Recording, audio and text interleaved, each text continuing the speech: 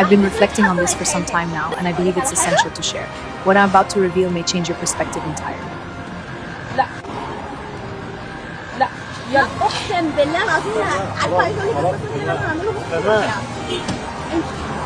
مساء الخير لو سمحت، انا كنت راكبه اوبر وبتاع الاوبر مد ايده الاول خالص حاول يتحرش بجسمي، ولما جيت رديت عليه شتمني افضل الشتايم ونزلني في نص الطريق.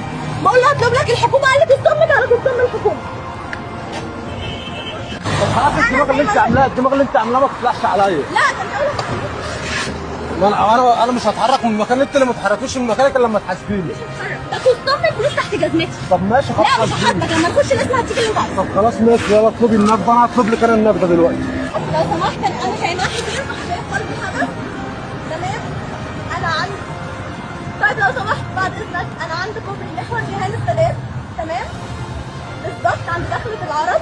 كنت راكبه اوبر انا واختي، سواق الاوبر قاعده مشغله اغاني، حاول يمد ايده ناحيه جسمي، لما جيت رديت عليه عايشه كان مش كويسه، تمام.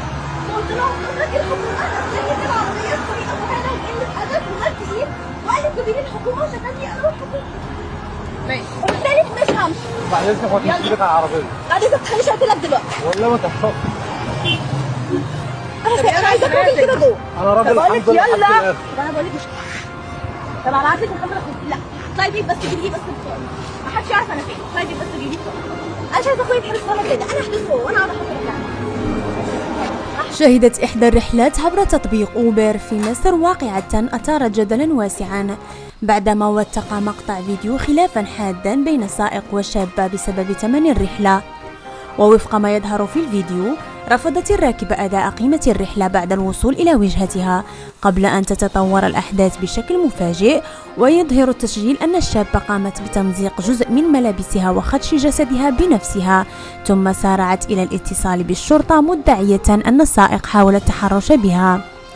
ويظهر الفيديو أيضا أن السائق ظل يوثق ما يجري داخل السيارة بينما كانت الراكبة تتحدث مع الشرطة، كما بدت وهي تقوم بتصرفات وصفها كثير من المتابعين بالمستفزة أو الساخرة تجاهه في مشاهد أثارت موجة كبيرة من التعليقات على مواقع التواصل الاجتماعي.